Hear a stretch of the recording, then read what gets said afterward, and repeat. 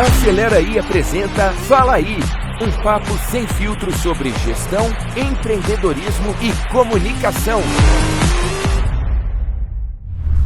Bem-vindos a mais um episódio do Fala Aí, um episódio muito especial. Eu vou começar, antes de falar quem é o convidado de hoje, eu vou falar de um episódio profissional. Na época, eu tinha uma agência de propaganda e no mesmo dia eu fui apresentar 3 campanhas e os 3 clientes nesse dia pediram campanha com ele, porque estava acontecendo um dos maiores fenômenos da história da dramaturgia brasileira, das novelas, que era o CRO. Muito bem-vindo, Marcelo Serrado. Obrigado a você. Esse dia foi incrível, cara. É no mesmo mesmo, dia, de manhã, eu fiz a apresentação para uma rede, eu posso até falar, era o Ponto Frio. Na época eu atendi o Ponto Frio de manhã. Aí à tarde, uma outra rede de educação pediu, e no final do dia, do mesmo dia, as 3 reuniões do dia, também pediram você. Eu falei, caramba! Fechou alguma, pelo menos? Na época, você acredita que não? Porque a Globo tinha um problema, que quando a gente contratava o artista, não podia anunciar dentro da novela. Não sei se você lembra disso. Ah, não lembro. Eu fiz muita campanha nessa época, muita. Mas fora do... Não, sem o personagem, claro, né? Então, mas a Globo... Isso até era uma coisa que atrapalhava bastante. Você não poder usar o artista no intervalo da novela, mesmo que não fosse caracterizado como personagem.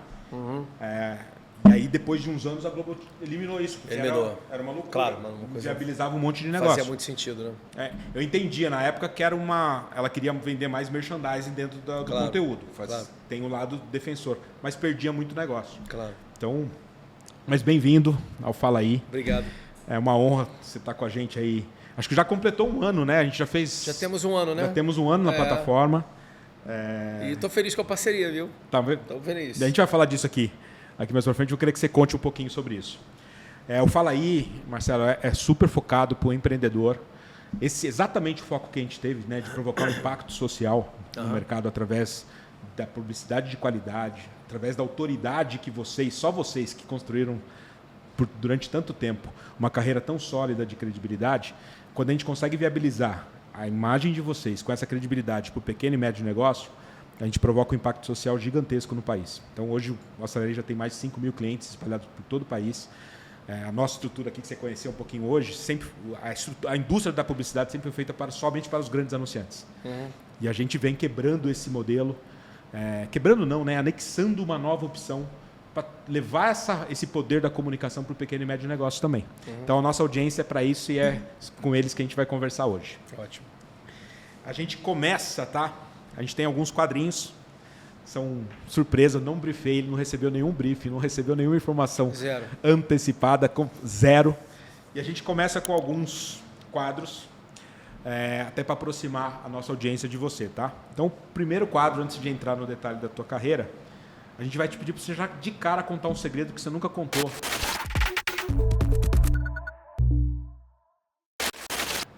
Para a imprensa, nunca contou em nenhum lugar. Conta um segredinho, pode ser profissional, pode ser pessoal da sua vida, alguma coisa que você nunca tenha falado para ninguém publicamente.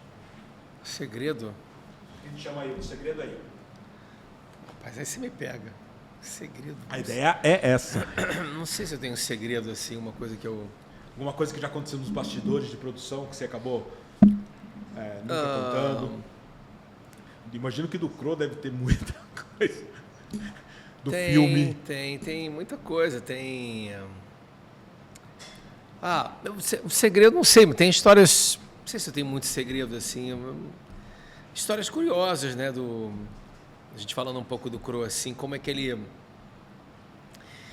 E o Fantástico fez uma matéria na época de uma senhora, acho que chamada Ângela, que o momento dela ela estava com câncer, e o momento dela de alegria era quando ela ligava a novela e via o personagem. Não. Aí ele promoveu o encontro do Marcelo Serrado, eu, com essa pessoa. E de onde ela era? Que eu ia lá. De onde ela era? Interior de São Paulo, Bauru. Interior de São Paulo, Bauru. E aí fui até lá, o Fantástico me levou até lá, e ela me viu, junto com as filhas dela. E ela chorava, foi a emoção dela, falou, pô, você me traz alegria. Então isso para mim foi uma coisa muito marcante na minha vida. Como é que a arte pode chegar e de uma certa maneira curar, né? Sim.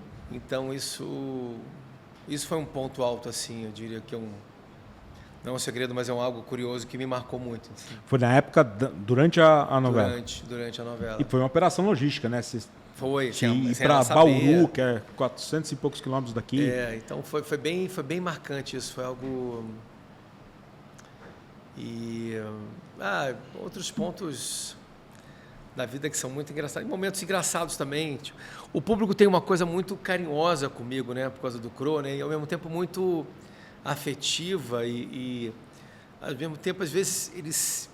Tem uma história agora, eu estava fazendo a novela com a Paola Oliveira e tinha uma senhora, a gente estava embarcando, eu e a Paola, para gravar uma sequência em Minas Gerais, paramos no avião, na conexão, aí fomos numa sala VIP, tinha uma senhorinha bem idosa, e ela me olhava assim, ficava me olhando de longe, eu falei, ela está me conhecendo, ficava me olhando, aí a Paola chegou perto dela, assim, tomar um café, ela chegou para a Paola Oliveira e falou, Paola Oliveira? Aí a Paola, sim, aí olhou para mim e falou, você também? Tipo assim, ela não sabia meu nome, falou, tipo, você é a Paola Oliveira também? Eu falei, caraca, o que eu falo? Eu falei, sim, também sou artista, não sei o quê. E também tem aquelas situações engraçadas de você, às vezes, estar cansado, com dor de garganta, você não quer dar autógrafo, tem que dar autógrafo de manhã cedo. Então, sim. Tem o fã, ele tem uma coisa que ele não quer saber se você está bem ou não. Exato. Você tem que ir nele. Então... Até porque aquele momento que ele está te vendo é mágico, né? E ao mesmo tempo você... E não necessariamente é o melhor momento seu. Agora, tem dias que você não está e você não faz... Então, assim, eu descobri que é o seguinte, você não pode querer agradar todo mundo. Perfeito. Porque essa é quase uma dor que você vai ter, é uma coisa que não existe. Ninguém é unânime. Mas se você puder chegar perto disso, é um bom negócio. Perfeito. Né? Me deixa a curiosidade minha aqui agora. Como foi construir o CRO? Foi uma coisa incrível, porque eu estava em outra emissora e fui chamado pelo Aguinaldo para fazer um personagem gay. Tem que botar esse personagem na época que foi feita, né? Então. Há 12 anos atrás, então assim, era uma outra época. Hoje provavelmente seria feito de outra maneira. Mas eu pesquisei muito, vi um filme chamado Santiago, que era um documentário que o cara falava com as mãos, o João Moreira Salles.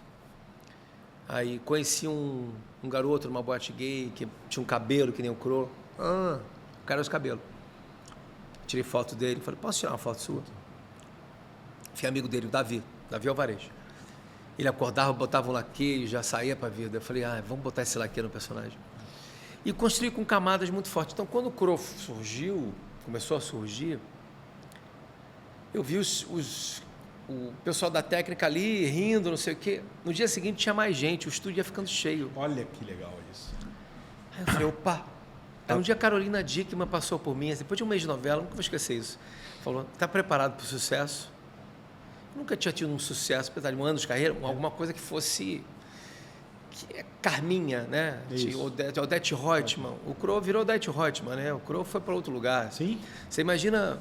Até hoje. Né? Além dele ganhar todos os prêmios do ano, né? O personagem, todos os prêmios, ele foi... Eu falo ele porque ele é uma entidade, né? Ele foi... Sim. Aquelas figurinhas de bafo, né? As pessoas fantasiadas de CRO no carnaval. Aí teve a São Clemente, que fez uma homenagem às novelas. Tem 200 ritmistas vestidos de CRO. E eu fui de rede de bateria na frente.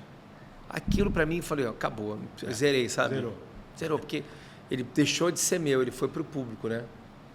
E hoje até o público fala, pô, você fez o CRO. Você imagina, pergunta ao Matheus Solano se ele não quer ser lembrado do Félix, a Adriana Esteves como Carminha. Sim. A Renata Sorrá como Odete, como Elinia Roitman, né? Então, você fica feliz com isso, né? E é resistente ao tempo, né? No mundo onde as coisas duram um Twitter. Na escolinha, a última escolinha do professor Raimundo que teve, eu fiz o CRO. Sim. Teve... O Marcos Caruso fez o Leleco, o Rodrigo Santana fez a Valesca, né? A Valéria. Então, teve alguns atores que fizeram personagens icônicos da TV. A escolinha homenageou a gente. Foi muito legal, foi muito emocionante voltar com ele e fazer ele na escolinha, na frente daqueles atores todos que eu admiro tanto, sabe? Foi bem bacana. Então, eu sou grato a isso, tem que ser grato a isso. E um dos poucos personagens que tão fortes que viraram um filme, né? Me conta como é que foi. Foi 2 filmes.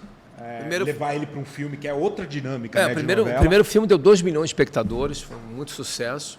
O segundo não foi tão bem, mas eu gosto muito dos 2 filmes. Eu acho que foi por streaming também, com uma aceitação muito grande depois. E as pessoas voltam e meio e falam, pô, vi teu filme, sempre reprisa, né? Muito legal, né? Você fazer um personagem na TV e ir para o cinema é o que eu digo, eu sou grato, só agradeço e fico feliz de o público ter abraçado isso, né? O público que me prestigia no teatro, que me fala comigo na rua, e que eu fazendo outros personagens também, às vezes, eu estava gravando uma novela Velho Chico, eu de bigode, no sertão de Aracaju, lá do Sergipe, e passou um senhorzinho de charrete, e eu lá todo sujo, ele olhou pro filho e falou, não é cru ali não. Então, assim, é bom. Sensacional.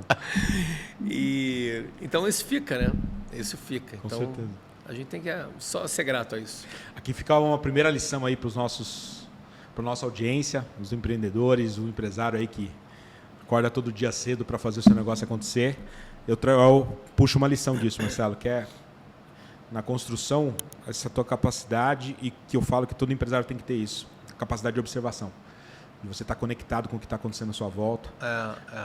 Você não teria construído talvez o Claude desta maneira se não fosse essa curiosidade, essa vontade de entender o que está acontecendo. Sim, de referências também, né? De buscar referência, de estudar, né? Buscar referência. E essa analogia que você fez com o empreendedorismo é muito bom, porque eu não acredito em milagre nessas coisas. Acredito em trabalho. É isso. Então, assim, um cara que acorda cedo e está focado, eu acredito numa coisa chamada isso aqui, ó. Isso aqui é o empresário e sou eu. Somos a mesma pessoa. Se você está em casa esperando o telefone tocar, ele não vai tocar. Se você gira, aqui é quase como uma centrífuga. Isso. É a energia do sistema solar. É a força isso é física quântica que eu estou falando. Física quântica. Perfeito. Então, se você faz um trabalho, se você faz outro, isso vai girar. Ele gira tanto que você vai ser chamado para mais. E isso é uma analogia com o trabalho de empreendedor também, de empresário. Total. Se o empresário está lá, a cabeça, as coisas não estão rolando, ele inventa uma coisa. E dessa coisa surge outra coisa, ó, acelera aí. Aí, ó. Eu falo, Tá às vezes as pessoas me perguntam, né? Quando falo do Acelera aí, eu já tinha uma carreira consolidada no mercado publicitário, né? Aí o cara, porra, você vai montar uma startup, vai começar com a Acelera aí, por que você está fazendo isso, não sei o quê. Esse foi o primeiro questionamento. Aí depois que começaram a ver que está dando certo, foi sorte, né? Que sorte que você deu com a Acelera aí, né? Eu falei, cara, é impressionante como eu encontro a sorte todo dia de manhãzinha. Às 7 horas da manhã no escritório. O fator sorte é uma coisa muito determinante na vida de um artista, porque a sorte ela vem aliada ao trabalho, né? Mas total. Ela vem aliada ao trabalho. A persistência. Mas eu tive sorte também de um cara me ver e me escolher para fazer aquele personagem que foi sucesso.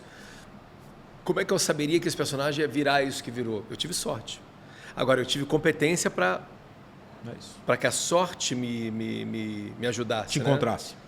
Então, assim, quando você tem alguma coisa que muda a sua vida, você tem que pensar, por que me levou a mudar a minha vida? Qual foi o target? Qual foi o ponto da virada, o ponto da mudança disso? Tem um background aí. Perfeito. Né? E eu vou aproveitar esse gancho. Olha que legal. Parece que foi ensaiado, mas não foi. O nosso próximo quadro chama Acelerei. O que é o Acelerei? Eu sempre, como a gente tem aqui empresários, vários grandes artistas já passaram aqui pelo Fala Aí, Marcelo, eu acho que sempre é um aprendizado quando a gente consegue compartilhar esse momento chave. Todo mundo tem aquele dia mágico que você sentiu que a tua carreira mudou. Qual foi esse momento? Geralmente é mais no começo, tá? Não precisa ser quando você estourou o personagem, quando você teve certeza que o teu caminho profissional era aquele. Você tem isso registrado. Qual foi o seu momento Acelerei?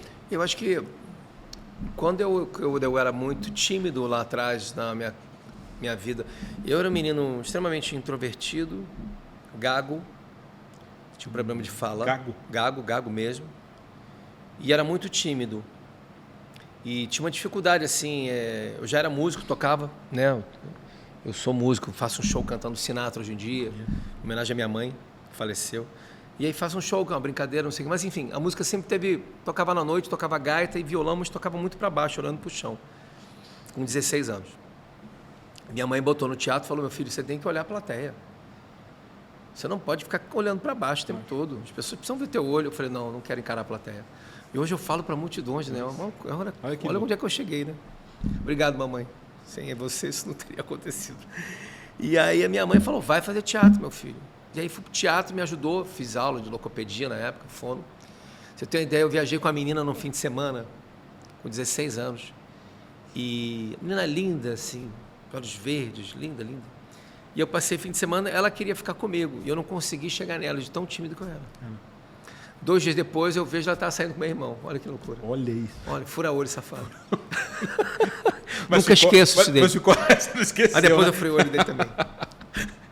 Mas ficou registrado que, pelo menos, o teu consciente ali, que essa coisa da timidez estava te Minha presidente estava me né? prejudicando muito. Então, assim, teve um olhar de uma mãe ali que via um filho que tinha um potencial e que ela falou, cara, eu preciso que meu filho... ali foi um divisor de águas na minha vida ali, né? Quando minha mãe me botou no teatro. E o divisor de águas depois foi com o Cro, né? Que toda a minha carreira, de 20 anos de carreira ali, foi um personagem que eu falei, opa, algo aconteceu na minha vida diferente. O público já gostava de mim, mas ali foi de uma violência na minha vida muito grande, assim. E olha que interessante isso para nossa audiência. Você já tinha 20 anos de carreira, Sim, né? 20 anos de carreira. Nada acontece por acaso. Não. Né? Porém, eu fiz uma mudança radical na minha vida antes desses 20 anos desse personagem, quando surgiu o Cro. Um ano antes, eu fui trabalhar com um diretor muito diferente aqui em São Paulo, Zé Celso. Me ajudou muito a modificar o meu olhar sobre o artista. Eu era um ator muito pragmático, muito cartesiano, falava as palavras corretas, e ele me virou do avesso. Então, você tem que saber também, em algum momento, que você pode fazer uma virada na sua vida. Você se olhar como você, fala, peraí, que lugar que eu estou no mundo? É muito difícil isso, viu? Muito. Você olhar para você e botar você como um espectador e você se criticar e falar, peraí, vamos parar. Onde é que eu quero chegar daqui a 40 anos? Sei lá, eu com 50 anos, como é que eu quero chegar? Então, são metas. Eu acho que essa coisa de metas... Sim. Eu estava conversando outro dia com a Fefa Moreira, a gente falou dela, Sim. Influenciadora e tudo. A Fefa botou uma meta na cabeça dela com 50 anos eu quero chegar a isso. Ela alcançou tudo que ela queria. Botou metas. Isso vários empresários fazem isso e vários artistas fazem isso. Você pode não alcançar aquilo, mas você tem que botar uma meta na sua vida. Focar naquilo. É claro que os caminhos da vida podem ser todos. Agora, faz um PowerPoint, coloca assim. Isso me ajudou muito. Eu vou te dar um número sobre isso, tá? Eu acredito muito nisso, eu faço isso desde sempre. Eu aprendi isso com 18 anos. Eu escrevo o que eu quero para o ano, para 3 anos, 5 anos. Eu faço isso todo ano agora. Eu ponho a Isso meta ajuda do demais. ano. Mas outro dia eu cruzei com uma pesquisa que dá uma informação que é surreal, tá? 75% das pessoas sonham, tem gostaria de ter isso, e apenas 5% escrevem como chegar lá. Só 5%. Olha que número.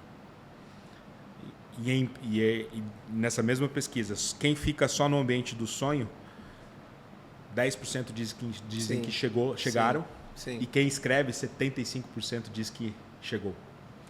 Então, é quase que uma disciplina, né, que a gente às vezes não tem, porque quando você se propõe a escrever, você está se comprometendo com a pessoa mais importante que precisa, que é com você mesmo. Né?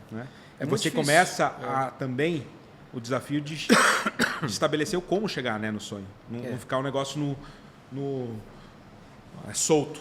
E isso muda tudo, tá? Muda. Muda muita coisa. E o que chegar lá, porque as pessoas falam assim, pô, você chegou lá. Eu cheguei lá onde? Onde que você tem sucesso, né? Tem fama, não sei o quê. Chegar lá também tem outros sentidos, que é você ter uma saúde. Total. Ter saúde boa, você ter uma boa família, você chegar em casa e ter com quem você contar. Então, o sucesso ele engloba milhões de coisas.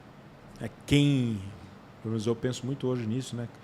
Como que você consegue ajudar na prosperidade de quem está próximo a ti? Né? Isso eu acho que faz muito esse sentimento um pouco mais coletivo, né? Que acho que falta demais hoje em dia.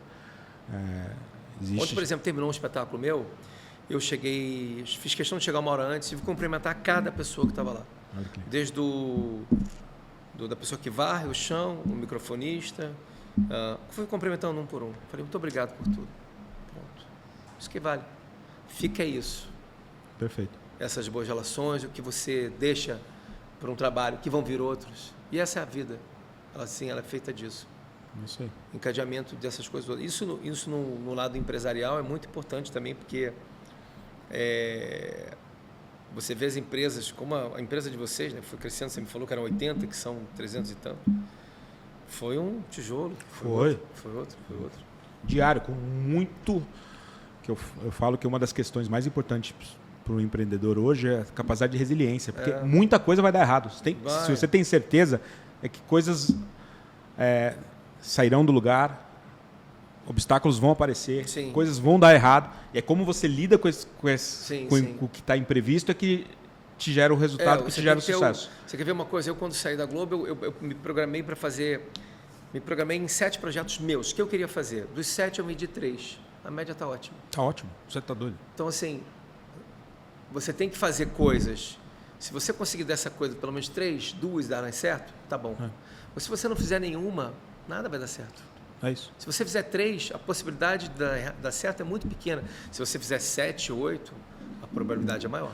E uma coisa que eu aprendi há um tempo, Marcelo, é os que não deram certo, você também sempre aprender. E também né? aquilo te levou a dar certo, né? Isso. Então, assim... Tem pessoas que absorvem o não de uma forma negativa e não. Claro. Todo não pode ser um aprendizado. E às vezes um não, para você abrir uma porta para um outro, e você recebe na nossa carreira é muito assim, né? Você é chamado para um personagem que um outro ator não pode fazer, você faz e brilha. E às vezes você deixa de fazer um personagem e tem um ator que faz tão bem quanto você poderia fazer. Então, a minha vida é cheia disso, momentos. Semana passada eu estava com a Giovana aqui, a gente estava gravando, eu falei para ela que no meu dicionário não tem a palavra não. Eu vim do varejo, né? E o varejo você tem que trabalhar para viabilizar o sim.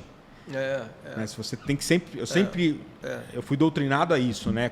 Entendi que a senhora não quer comprar, mas será que quando você busca o sim, você deixa a sua mente doutrinada para sempre buscar o sim, o não te enfraquece. E não existe o não para mim. É isso. Não, quem me conhece sabe, não tem não para mim. Eu vou e faço. Perfeito. Tô com 2 insights aqui desse papo. Um eu vou provocar ao vivo. Imagina se a gente consegue, vou falar com a Globo para a gente licenciar o Cro, para a gente ter um conteúdo do Cro dentro do Acelera aí. Não rola. Você acha que não? Possível. Por causa do autor ou por causa da... A Globo eu acho que topa, hein? A Globo não faz isso. Licenciamento? Não. Hoje em dia Olha. não faz. Mas deixa o Cro lá, deixa ele descansar. Imagina. Deixa ele. Imagina quanta gente não ia querer. Mas deixa ele descansar, dormir um pouco. Muito bom. Deixa eu ir aqui para o próximo tópico. Antes disso, eu preciso dar um CTA aqui que o pessoal sempre me cobra. Você que está nos escutando, o Fala Aí é um projeto do Acelera Aí, focado em trazer conhecimento, compartilhar conhecimento. Eu acredito muito nisso hoje, Marcelo. Quanto mais a gente compartilha, mais a gente recebe de volta. Claro. Então, tudo que eu posso compartilhar do que a gente está fazendo aqui, eu sempre faço. A forma de você colaborar com a gente é curtindo, compartilhando, coloca o sininho aí, quem é a turma do YouTube, que quanto mais seguidores, quanto mais audiência a gente tem aqui, mais a gente vai investir nessa troca de compartilhamento com vocês. Vamos para o próximo quadro. Esse você vai gostar. É o Me Deu Inveja.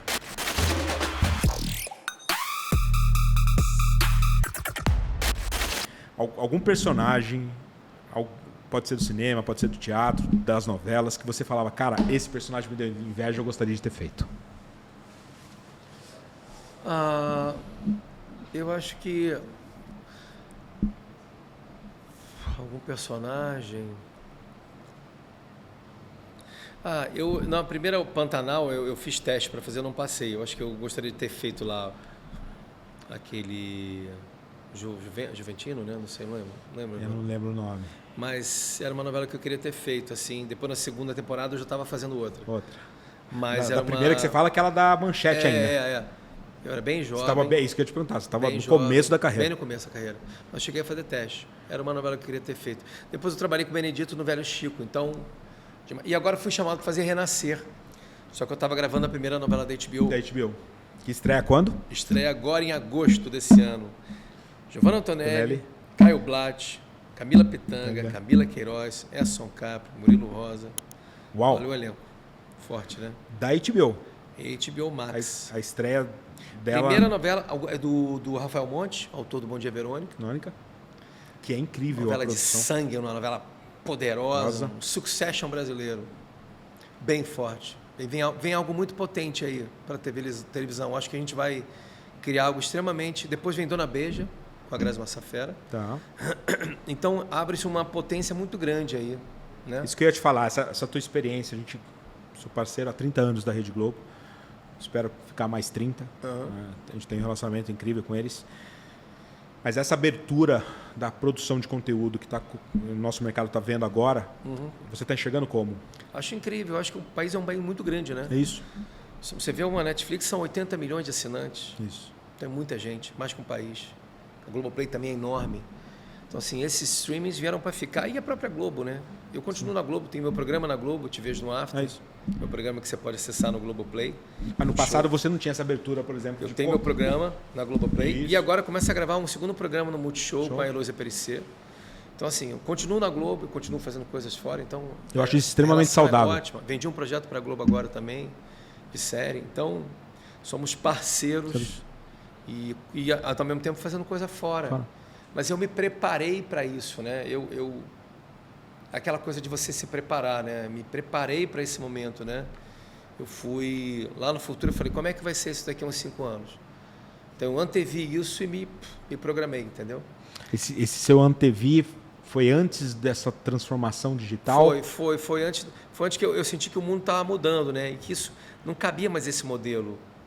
Manter uns atores durante 10 anos ganhando aquela fortuna e sem fazer nada, às vezes. Não faz sentido. E você deixar de fazer coisas. Eu deixei de fazer coisas muito bacanas. Isso que eu ia falar, não é só sobre isso, né? Às vezes você deixava de fazer projetos fora. Por exemplo, Bom Dia Verônica me chamaram para fazer, eu não pude fazer. Entrou o Giannichini no meu lugar, que fez muito bem. Mas e outros trabalhos que eu poderia ter feito Então, assim, tem um ônus e o bônus tudo na vida. Você tem que tirar... Então, você tem que se preparar para o que vem, né? Então... E nessa de se preparar para o que vem, eu te sigo, te acompanho, a evolução do que você tem feito na tua rede social. Então, ó, você intensificou isso tem o quê? Uns 2 anos? Foi, eu também vi que a rede social... Quando eu vi o Ari Fontoura... Então... Porra, eu falei, Ari Fontoura com 90 anos, caceta. Peraí, se o cara tá bombando na internet, então assim... E eu vi meus amigos, o Rodrigo Santoro, que é meu amigo, que é um cara super low profile, também se rendeu. O Brad Pitt lá fora, que era um cara low profile. Artistas se rendendo às redes sociais. Vi a Giovanna Antonelli, né, que é um fenômeno, a Giovanna é minha amiga. Eu sou discípulo de Giovanna Antonelli, né, você sabe. Eu acordo todo dia, faço o mantra dela, sorrio. Estou triste, eu sorrio. Pego a canela, sopro a canela. Ponho um dinheirinho pela casa. Eu sou assim, eu tenho um altar escrito assim, uma foto da Giovanna Antonelli, tem uma foto dela. Sensacional. Sou discípulo dela. Ela riba, ela fala, não, eu sou teu discípulo. Então, assim, a Giovanna, eu brinco com ela, mas ela fala, ai, Marcelo, para com isso. Eu falei, não, para não, estou falando isso para todo mundo. Estou falando que é verdade. É verdade, sou discípulo dela. E Giovanna a gente ficou muito amigo, e ela fala isso, né, que tudo, essa energia toda, ela vem, ela traz, né, isso é verdade. Cara, isso é a lei da vida, assim, é a lei da vida. Então, as coisas começaram a acontecer tudo, muito também de você olhar para você, né, você conversar com você, né. Isso. E aí eu falo um pouco do que eu tive lá, que eu te contei, né? Que eu tive lá um síndrome do pânico, crise de ansiedade, né? A gente vai falar disso. Enfim, isso tudo. Eu vou até te pedir para... Mas, enfim, isso tudo vai te levando, são caminhos que vão te levando a conquistas, né? E também, assim, tem uma frustração, cai um negócio aqui, tem outro ali que vem, então você tem que saber também que a vida é feita disso, né? Perfeito. Só um minutinho. Você referenciou a Giovanna. Semana passada eu falei uma frase que eu acredito muito, que é exatamente sobre essa força de como a gente pensa, né? Eu aprendi isso com um professor. Ele falava o seguinte, que o nosso pensamento engravida a realidade. Claro. Então, claro. Nós vamos colher filhos do que a gente está pensando hoje. Total. A minha mãe ela tinha um pensamento tão, às vezes, ela pegava avião e tinha medo de avião. Mas ela tinha uma certeza tão grande que o avião ia cair, que ela espalhava isso pelas pessoas. Eu me lembro pequenininho, a gente indo para Buenos Aires, o avião choveu, ela olhou para fora assim, as pessoas entrando, falou, o avião vai cair. Eu falei, não, mãe. Eu com 10 anos de idade, falando para minha mãe. Não vai cair, não vai cair. Vai cair. E aí disseminou isso para algumas pessoas. Desceram 4 doidos, que nem minha mãe, do avião. Desceram. O avião, obviamente, não caiu. Caiu. E pegamos um outro avião. Mas ela chegou a fazer... Mas ela já estava dentro do avião quando ela falou isso? Tá dentro do avião. Meu Deus do céu. Ela já foi na cabine de um piloto. Imagina a situação. E chegou para o piloto, com nuvens, ela falou, dá para o senhor virar à direita? Tá vendo que tem uma nuvem ali? Vira à direita, menino. Sai dessa nuvem. Aí vira para a esquerda agora. Minha mãe fez isso dentro de um avião, cara. Se eu estou do lado da tua mãe e ela fala, esse avião vai cair, eu levanto junto com ela. Óbvio que eu levanto. Óbvio que eu levanto. Minha mãe tinha essa capacidade. E ela foi 4 doidas descerem que nem ela. Eu levanto junto. E eu, um filhinho de 10 anos, descendo com a mãe, doida, falando, avião, cair, não caiu. Então, assim, foi uma capacidade do poder da mente, né? Sim. Minha mãe tinha falou, não, essa coisa é taxativa, acabou. Para ela, aquilo era um... Muito bom. Isso pode te levar para o bom e para o mal, né? Sim. Mais uma perguntinha aqui, mais um quadro que é fixo do Fala Aí. A gente chama uma boa do backstage.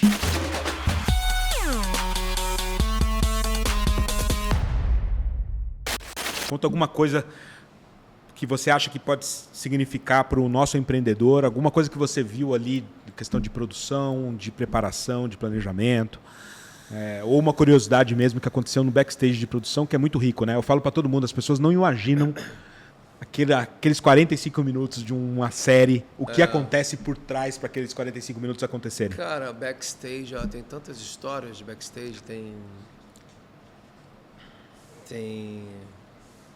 a história de eu estava fazendo uma série chamada Alexandre e Outros Heróis, com o Luiz Fernando Carvalho, eu, Neila Torraca. Qual é o nome da... Alexandre e Outros Heróis, tá. foi de cada M. E aí eu me lembro que eu fui correr numa cidade bem no interior, aí estava aquele filme Forrest Gump, sim, sabe? E eu comecei a correr, eu estava sem boné, eu comecei a correr, aí tinha um rapaz, Marcelo Serrado, quando eu vi tinha uns 20, 30, 40 correndo atrás de mim, assim. Mas se você... Aí eu achei aquele... Aonde isso? Isso no interior, né? Acho que era Piranhas isso, Piranhas. Tá. Que sensacional. E essa foi uma coisa bem curiosa, assim, Mas não estava no set, você estava treinando. Me preparando assim. Mas no set tem várias histórias curiosas, tem... Deixa eu pensar. A Cara e Coragem, essa última novela que eu fiz de dublê, a gente foi gravar uma caverna, né? Eu e a Paola, e tinha muitos morcegos, né? Eu tenho medo de morcego. Então o cara falava só, você vai entrar numa caverna que tem ninho de morcego, e tem muito morcego. Eu falei, não vou entrar. Ele falou, não, olha só, tem que gravar. Tem que gravar. Eu falei, não, então é o seguinte, tem um remedinho aqui, vamos pedir lá um remedinho, não um calmante. E aí o cara depois falou, não me deu um calmante, me deu um placebo. Porque ele achou que o calmante ia ficar muito mole. Mas eu me acalmei, porque eu achei que você tinha tomado um calmante. Olha a cabeça. Então você ficou calmo. Fiquei calmo, calmíssimo. Mas a quantidade de morcego que tinha lá, era ninho de... E a Paola tranquila, nada com ela. Não precisa que sai na rainha da bateria de onça, não vai ter medo de nada. Vai ter medo de né? nada. Porra. O morcego tem que ter medo dela. A gente tinha que pular, e ela fazia assim, ó, a gente tinha que pular às vezes de um negócio, de um cabo. Ela falou, Marcelo, vamos pular agora. Eu falei, não vou pular. Ela falou, você vai pular agora. E ela me empurrava, eu pulava. Então eu estava assim, com uma guerreira que me ajudava nisso. Essa novela foi bem curiosa nesse sentido, assim, que ela sempre me ajudava e me jogava, vai. E ele contou para você depois que usou o placebo? Depois? Contou. E aí parou o medo, ou não? Contou, parou o medo. Porque para, né? Você tá em um negócio de... Opa, peraí. O placebo é a cabeça, cara, tudo é a cabeça. Eu li um livro de Joseph Murphy, que me ajudou na minha cura, a gente vai chegar nesse assunto, mas só um adendo, já que a gente falou disso. Tinha um cara que estava no corredor da morte, no Arizona, anos atrás, e ele não queria sofrer na hora da injeção letal. E ele falou, pô, não quero sofrer na hora da injeção, não sei o quê. Os médicos falaram, vamos fazer o seguinte, vamos fazer uma pesquisa de placebo, vamos dar um placebo, não vamos dar injeção. Deu meia-noite, deram placebo, o cara falou, ó, a gente está matando você está morrendo. Paraná. O cara morreu. Olha isso. Sugestão.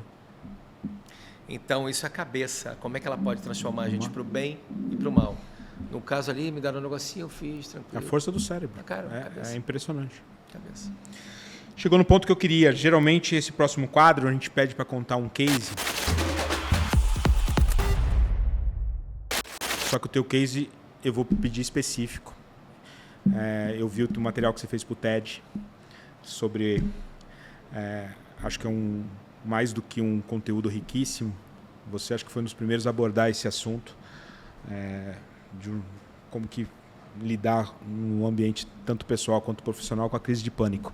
Eu queria que você falasse um pouquinho disso agora aqui pra gente nesse quadro, que geralmente a gente pede um case de trabalho, alguma coisa, não, o teu...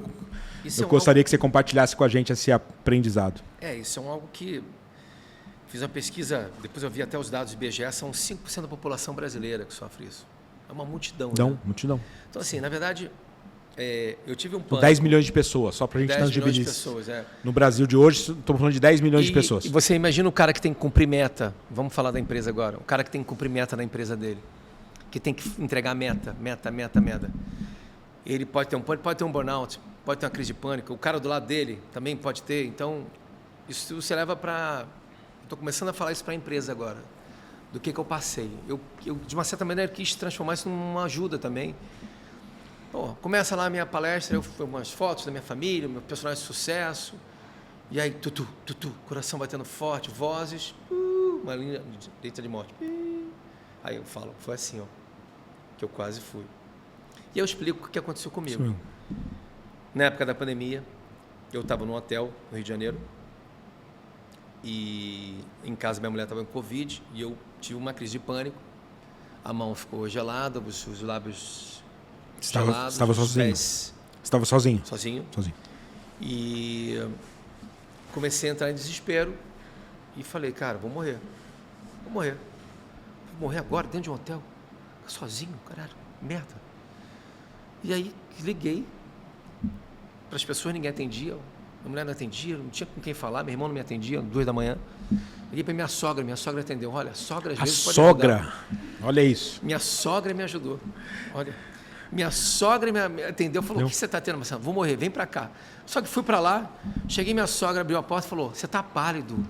A pior coisa que você pode escutar de alguém que você está morrendo é que você está pálido. Tá pálido. Piorei, óbvio. Ela, em vez de me ajudar, meu sogro tinha pouco cabelo, os cabelos dele já caíram quando me viu, mais. Não. E aí ela ligou, falei, liga pro meu médico. Meu médico falou, ó, toma umas gotinhas daquele coisa milagrosa que tem. Rivotril, né? Rivotril. Aí ela falou, vou te dar 4 gotas, me deu 22. Eu capotei, literalmente. Dormiu 3 dias. Dormi 3 dias. Aí o que acontece? Eu fui descobrir o que eu tinha. Toda vez que eu ia ficar num hotel, fui para Curitiba fazer um trabalho, com a Pini até, enlouqueci. Porque no hotel me deu o gatilho que eu tinha tido lá. Tinha falecido um amigo meu de Covid. A Covid mexeu. Eu tenho um zumbido no ouvido, ó. Eu tenho aqui, eu uso um aparelho, tá vendo? Olha isso. Uso um aparelho. Reflexo da Covid. Covid. Eu fiquei 15 dias na UTI. De males o menor, né? Então, eu tenho um zumbido. Então, aí um dia eu resolvi falar isso na minha rede social.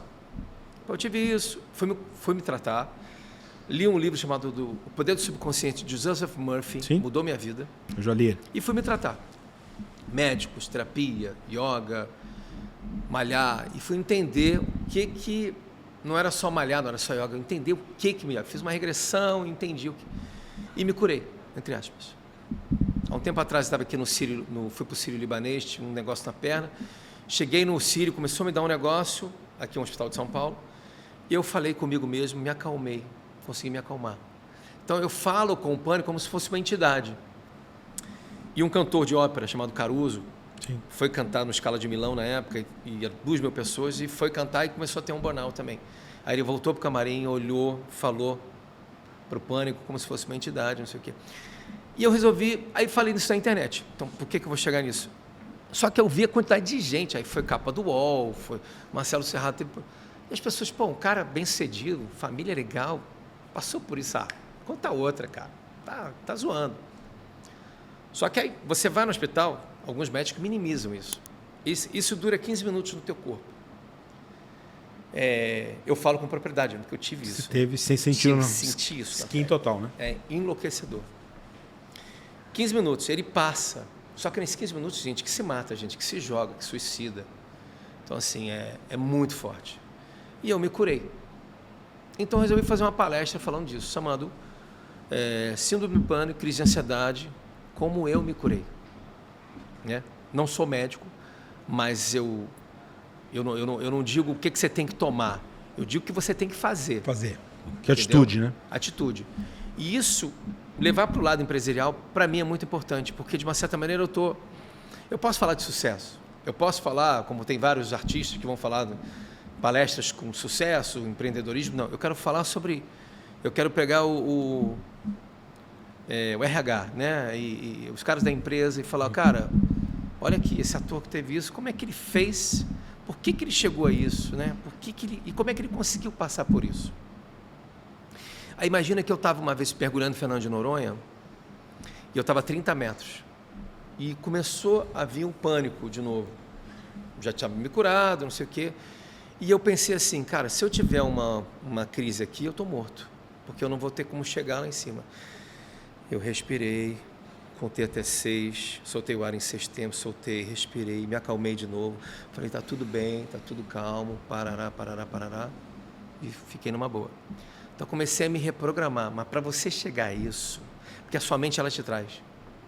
Então assim, quando eu vi a potência que eu tinha como artista de falar isso e tocar nas pessoas, falei, opa, tem alguma coisa aí.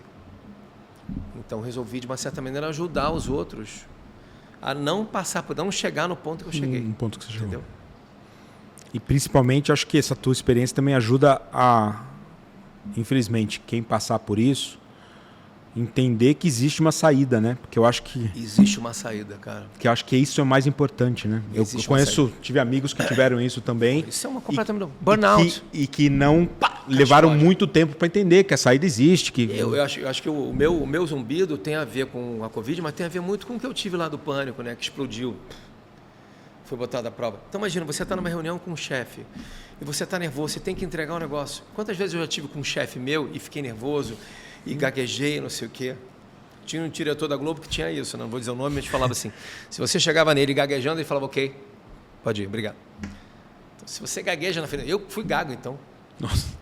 Minha mulher, quando briga comigo, eu começo a gaguejar, ela fala, não gagueja, piora. Eu gaguejo na hora. Não pode falar isso.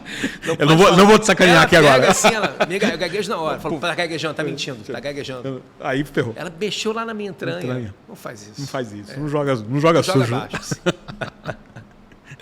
Sensacional. E puxando um pouquinho sobre esse assunto ainda, a gente estava conversando aqui, você tem agora em Gramado, em maio, você tem uma palestra. Conta Sim. Um pouquinho mais sobre ela. Na Experience. Porque eu acho que é super adequado aqui para quem...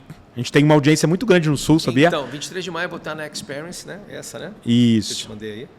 E eu vou estar falando pela primeira vez sobre isso. Eu começo a palestra... enfim, como eu falei, mostrando fotos, vídeos de personagens, e aí começam vozes, tudo escuro, e aí um silêncio, um fio, né? E eu começo contando o que eu passei e falo com o público sobre metas, sobre como é que é isso, essa analogia com o público. Converso com...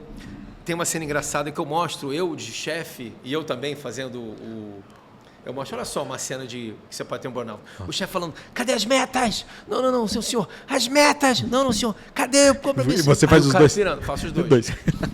Eu falei, olha aqui. E aí, e converso com o público também. Uma hora toco uma ligação no meu celular, é um FaceTime de um médico dizendo como é que... Aí tem um médico falando e converso com o público. Então, é uma palestra muito de interação também.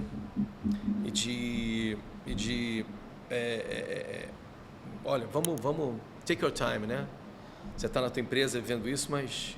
E o empresário que está escutando a gente aqui agora, Marcelo, se ele quiser levar esse conteúdo que é riquíssimo... Só ligar para o Acelera aí. Só manda mensagem, tanto no nosso direct quanto no próprio do Marcelo, que a gente ajuda. Fala para o Acelera aí, que o Acelera aí também vai ajudar. É muito importante essa questão de alta performance. Às vezes as pessoas cruzam comigo e me perguntam, Marcelo... São palestras de 30 minutos. Como é que você busca alta performance? O primeiro passo é você investir no seu time.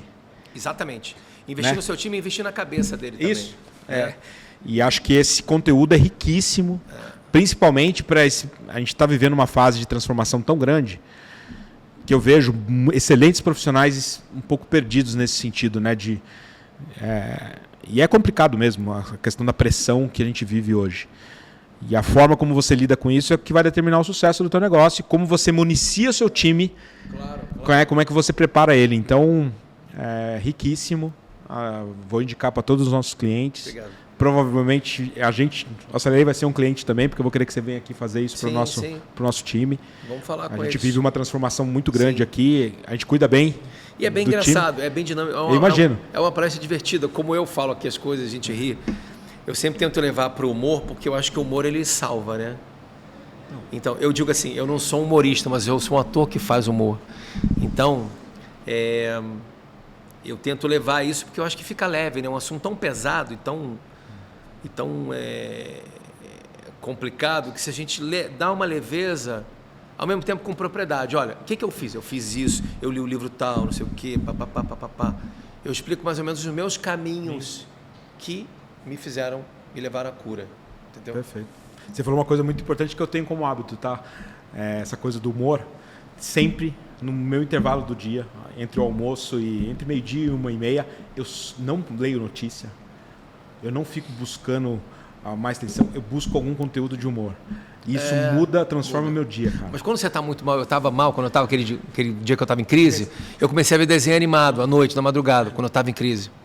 Aí liguei no Peppa Pig, passando Peppa Pig. A Peppa Pig só me piorou. Aquele pouco rosa me levou à falência. Devia ter assistido Pica-Pau, Tom e Jerry. Pica-Pau, Peppa Pig. Aí vai. Mas muito bom. Eu tenho aqui agora, a gente tem ali ao vivo, isso, o nosso próximo quadro. Como você já está com a gente há um ano, a gente vai abrir, sempre que a gente tiver essa chance de conversar com vocês, a gente também vai dar abertura para o cliente fazer uma pergunta para ti. Opa! Tá?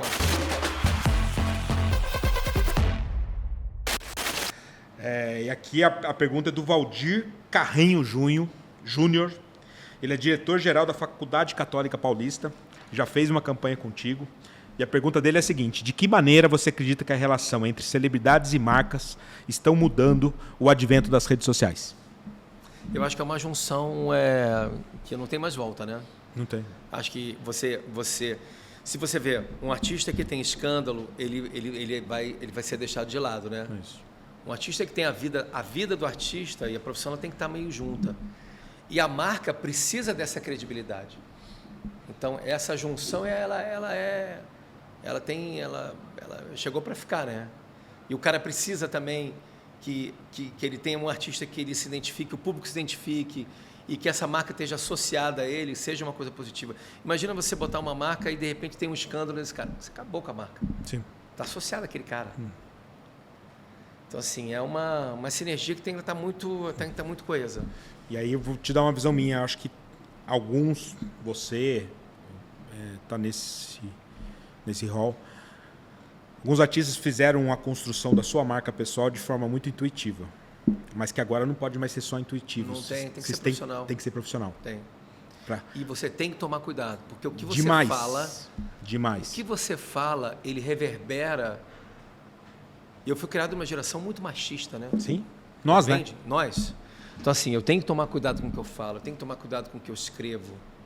Exato. Às vezes eu estou escrevendo um negócio e apago. Sabe? Mas porque nós somos marca hoje. Então assim, eu me reprogramo. Nós temos a nossa vida pessoal, a gente tem as nossas crenças pessoais, mas também somos marcas. E como marca, o poder de influência e de voz que vocês têm é gigantesco. Sim, é gigantesco. Então você tem que tomar cuidado com isso. É um super desafio que tem uma geração inteira ainda que precisa evoluir sobre isso. E não tem idade para isso, viu? É o que eu digo. Você tem um garoto de 18 anos fazendo isso, você tem o Marcelo Serrado com 50 anos, você tem o Ari Fontoura com 90 anos. Não tem idade. Não tem idade, é isso aí. Existe caminho para todo mundo. Você tem que ter credibilidade. É isso. É o que faz a diferença. Que a empresa quer, ela quer isso. Ela quer o garoto de 18, mas ela quer o cara de 50 e quer o velhinho de 90. Ela quer tudo, ela quer poder chegar em todo tipo de público. Que na verdade é o consumidor. Exato. Eu costumo falar que tem uma tese minha, tá? Não é científico isso, mas é uma percepção minha de mercado. Existem dois grandes universos nas redes sociais. O de distribuição de informação, pessoas que distribuem informação, né? Jogam informação para frente. E as pessoas que têm autoridade. Entendi. As pessoas que têm autoridade, elas conseguem fazer com que a informação que ela repassa tenha um outro coeficiente de leitura e de interpretação pela audiência. Quem só é distribuidor de informação tem uma outra capacidade. Claro. E o mundo está começando a perceber isso. Tanto que lá no passado, o grande indicador das redes sociais era o número de seguidores. Hoje é engajamento. É engajamento. Que é autoridade. Você só busca engajamento. Só tem engajamento de verdade quem tem autoridade. Então reforçou essa minha tese. Tá? Eu tenho muito seguidor, mas tem gente que tem menos seguidor que eu, mas tem muito mais engajamento. Mas é isso. Porque o cara faz o dia inteiro. Então isso é uma... Você chegar nessa equação é muito importante. Mas é um aprendizado. Penúltimo quadro nosso, a gente está chegando na reta final. Papo bom vai rápido, né? Vai rápido. Já passamos de 50 minutos. Esse aqui é a hora que eu fui bonzinho contigo, você não vai me sacanear. Tá. Mas o nome do quadro é Fala Aí Invertido. Fala Aí! O que é o Fala Aí Invertido? Você pode fazer a pergunta que você quiser. Para você? É o contrário agora. Vamos lá. Sobre o Acelera aí, sobre... Fique à vontade, qualquer curiosidade que você tenha. Bom. Tente não me expor muito com a audiência. Qual é o seu time de coração? Porra, isso é fácil responder. Sou corintiano, desde sempre. Como publicitário já ajudei meu time, já consegui vender patrocínio para a camisa do Corinthians. Hoje eu estou mais afastado, eu posso falar aqui abertamente. Eu acho que o esporte brasileiro precisa de profissionalismo, está muito distante disso. E eu, infelizmente, fico um pouco mais distante. Já fui mais apaixonado a ponto de ajudar o clube. Ah, que legal. Hoje eu fico mais distante porque eu não acho que é um ambiente profissional. Eu acho que a gente precisa se profissionalizar. E isso geraria o Brasil um país riquíssimo. Você pega o que uma NBA fez com o basquete. Até recomendo mais uma dica aqui para o nosso empreendedor. Assistam a série na HBO dos Lakers, que conta a história dos Lakers. Legal. Na década de 70, a NBA era o exemplo de tudo que pode ser desorganizado. Nós estamos falando da década de 70, 50 anos atrás apenas. Olha o que transformou a NBA. Por quê? Porque profissionalizou. Não, fenômeno. Né? Fenômeno. E acho que a gente tem uma força aqui com o futebol e outros esportes e a gente não consegue. O Brasil não é para amadores, né? Exato, mas é uma pena. Acho que o meu limite de falar aqui, mas sou corintiano. Se o Gabigol for para o Corinthians, vai ficar feliz? Oi? Gabigol for para o Corinthians, vai ficar feliz? Gabigol não acho o Gabigol a cara do Corinthians. Eu acho um excelente jogador de futebol. Excelente jogador. Mas não acho ele a cara do Corinthians. O Corinthians, o centroavante histórico do Corinthians é o trombador. É o cara... O Gabigol, ele ajudou meu time, hein? Deu duas sei. Libertadores. Não, duas... Por isso que eu tô falando, eu acho que é um excelente jogador. Gostava mais dele na fase do Santos. Para mim ele era na fase do Flamengo ele foi um ótimo jogador. No Santos ele jogava melhor. Mas não serve pro Corinthians. E qual foi a sua ideia de transformar isso aqui, isso virar o que virou? De onde foi o target, assim? Eu te conto aqui. A gente estava foi 2019, um pouquinho antes da pandemia. Eu tinha perdido o meu maior cliente, Marcelo. O maior cliente da Pulse. Tinha uma agência tradicional, super estruturada, sócio lá da família Medina, no Grupo Artiplan. Mas eu perdi um cliente que representava, na época, 65% do meu faturamento. Eu acho que eu cheguei perto de ter essa crise de pânico que você contou, porque eu fiquei uns 2 dias que eu não conseguia comer nada. Se eu colocasse uma azeitona na boca, aquilo me fazia um mal. E aquilo me deu um susto tão grande, porque quando você... Na época a gente estava com 180, 170 colaboradores. A minha preocupação era, cara, olha quanta gente. Se eu tiver que mandar embora mais da metade disso, o que vai acontecer?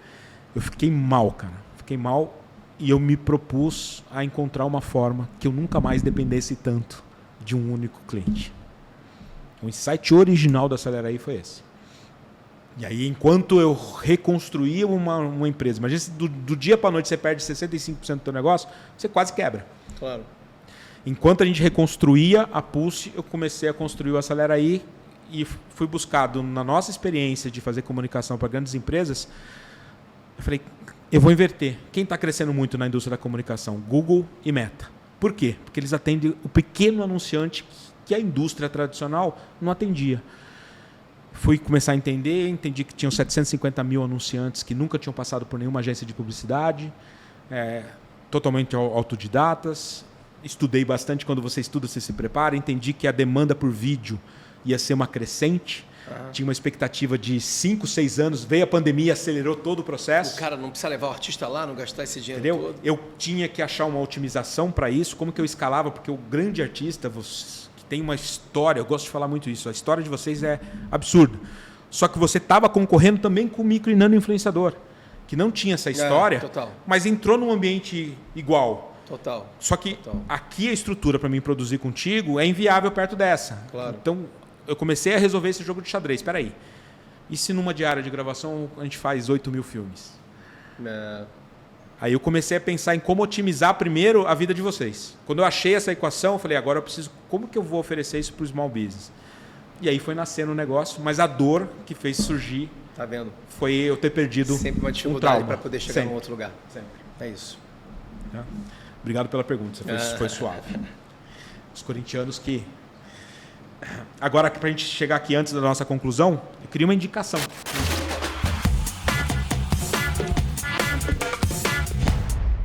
Tá indicação. Uma indicação sua para nossa audiência, um livro, um filme, algo que te inspirou. Eu acho que o livro que eu falei, O Poder do Subconsciente, de Joseph eu já Murphy. li, então vou reforçar. É um livro, coloca aí... Transformador, né? O Poder do Subconsciente. É um livro, ele mais do que um livro de autoajuda, ele é um livro sobre a mente. Sobre o poder da mente. E o poder da mente em todos os sentidos, né? Tem outra história curiosa do livro, rapidamente, que é... Um garoto estava com o pai com tuberculose e ele falou, olha, tem aqui, eu estive na França, conheci um monge e ele me deu uma cruz da Idade Média com uma aguinha, com uma água muito poderosa, que foi, dizem que foi benzida por Jesus, enfim, uma coisa bem poderosa. Nossa. E que fez vários milagres. Pai, então eu vou trazer esse pedaço dessa cruz para você tomar esse. E o pai se apegou naquilo, mas você tem que rezar antes, sempre antes de tomar, fazer uma oração muito forte. O pai foi e tomou. No dia seguinte ele estava curado de tuberculose, fez o exame e estava curado. Oh. E depois, mais tarde, ele revelou para amigos, não para o pai, que tinha meu pai, que era tudo mentira, que ele inventou, comprou essa história, essa cruzinha, não sei o quê. Olha isso. Mais um exemplo. Mais um exemplo aí do placebo e da mente. Perfeito. Então, o livro fala muito disso. Fala muito de metas, de como você pode... Ele não é um livro só de cura, é um livro também de foco, assim. Por isso que é muito interessante. E o poder do subconsciente é tudo, né? Sim. É o poder subconsciente, que é que nos leva a tudo. Esse livro foi um... Quando eu li esse livro, foi um... falei, meu Deus, é isso. Tudo que eu estava pensando de target, de metas, aquilo... Te abre um portal, né? Esse livro me abriu um portal. Se você ler, você vai entender o que eu estou falando. Eu vou me permitir dar uma dica adicional, posso? Em cima Sim, da sua? Porque foi o sim. que aconteceu comigo. Eu li O Poder, na sequência eu li os 7 hábitos das pessoas mais eficazes. Que fala muito, ele é simbiótico praticamente. São autores diferentes, eu não vou me lembrar agora Tem o nome do outros autor. também aqui, ó. Só que o que acontece? Ele te mostra que você precisa, às vezes, superar os paradigmas que as pessoas colocam no dia a dia nosso. Então, quando você entende que o poder da mente, você pode superar os paradigmas do dia a dia, você destrava um monte de coisa.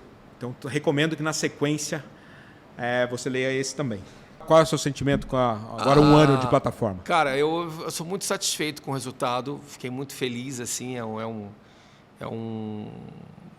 vi marcas assim que eu nem esperava, né? É lógico que a gente faz aquela prévia lá com vocês, né? Dizendo que lugar que você quer alcançar, mas eu fiquei muito feliz de... Um momento também muito bom, que eu estava numa novela das 7 na Globo, fazendo um protagonista, então as coisas correram muito bem. E eu acho que eu consegui uma marca... Tem um ator que tem um prestígio, uma marca consolidada no meu nome. Então, volta e meia, tem empresas que eu nem imagino, segmentos que eu nem imaginava que eu fosse falar. Então, foi uma felicidade estar com vocês e espero que uma parceria que perdure aí. Não, a honra é nossa. Principalmente eu costumo falar muito isso, Marcelo. Vocês que acreditaram aí nessa primeira fase do Acelera Aí, a gente sabe o tamanho da disruptura que foi vocês acreditarem no formato. Então a gente nunca vai esquecer isso também. Imagina. Porque a gente está promovendo aqui e é para vocês saberem, a gente faz tempo que eu não te atualizo sobre isso. A gente é referência no mundo já de projeto de impacto econômico, de impacto social. Porque você imagina lá o pequeno negócio que faz uma campanha com a gente, que ele triplica de tamanho, ele tinha 3 colaboradores, tem 15. Então, esse efeito que a gente tem provocado aí no Brasil todo, num grupo de clientes que, infelizmente, a nossa indústria nunca olhava, né? Você pega as grandes agências, se o cara não tem 10, 15 milhões de verba, nem entra para tomar um café. Aqui a gente atende mesmo aquele... E muito, às vezes a gente não entra no detalhe aqui, mas é legal contar, né? A forma como a gente precifica... Ela é do tamanho de cada cidade, é pelo PIB de cada cidade, não é? A campanha vale 10, você não cobra um valor absurdo. Vale 30, vale 50, não é sobre isso. Essa cidade é 0,2% do PIB, então é proporcional a 0,2% do PIB. Interior então, lá o cara quer fazer uma campanha numa barbearia. Isso. E ele vai ter aquilo sem precisar levar o artista lá, gastar aquela fortuna. De produção, de barreira. Gravar um comercial, você já entrega isso pronto para ele. Exato. Então isso realmente é uma diferença brutal, né? É isso que a gente tem provocado aqui no dia a dia. Ideia... Aquelas coisas que vêm da vida que a gente falou, né? Vem e veio dessa dor. Cara, muito prazer ter tido você aqui. Prazer você. Ter até conversado com com mais calma, você ter conhecido a nossa estrutura. Tá sempre bem-vindo. Quando tiver novidade, Fala Aí tá aberto. Pessoal, a palestra, tenho certeza que vai mudar muito como o teu time encara os desafios no dia a dia. Eu não perderia essa oportunidade. São poucas pessoas que falam sobre esse assunto sentado numa posição que eu chamo de skin in the game, né? De quem vivenciou o que você está falando. Tem muita gente que fala de uma forma teórica. Então, já estou fechando aqui contigo. Depois da palestra lá de Gramado, eu quero que você venha aqui. A gente vai contratar, tá, Marcelo? Você é um cliente, quero que você passe aqui para todo o nosso time. Sim, vai ser um prazer. E recomendo para o empresário que está assistindo aqui a gente também, entre em contato. Dia 30 de maio, 23 de maio, em Gramado. Na Experience lá. Fechou. Tá bom. Um abraço. Esqueci de um negócio. Peraí, audiência. Opa. Tem uma que isso? Aqui. Oh, my goodness. Fala aí. Uau. Uau, olha que maravilha, gente. Olha aqui, ó. Essa canequinha chique, de recomendação. Ó. Canequinha. Vocês não sabem o que eles botaram aqui nessa canequinha, viu? Não tem ideia. Não pode falar, não. Fredo Soares, participação de Zanguanás, todos somos uma marca. Construa seu ecossistema de vendas por meio da influência, conteúdo de experiência. O Alfredo é um super parceiro, ele é conselheiro aqui do Acelera Aí. Esse aqui é o quê? Fundador do G4. Esse é para você guardar. Eu sei que você tem muitos prêmios. Olha Quero o que você prêmio do lembre. Acelera Aí. Eu quero que você lembre lá do Do nosso podcast e a nossa sacolinha. Amei, gente. Obrigado pelo presente. Pessoal, mais um episódio riquíssimo. Quanto aprendizado aqui. Marcelo Serrado, obrigado. Obrigado a vocês. Espero que você volte aí logo. Não, a gente não conseguiu falar tudo que a gente queria. Tem espaço para precisava de mais uma hora aqui, né? Mas tem espaço para uma V2 aqui do nosso papo. Obrigado, viu? Obrigado a vocês, gente. Valeu. Valeu, Até a audiência. próxima. Valeu.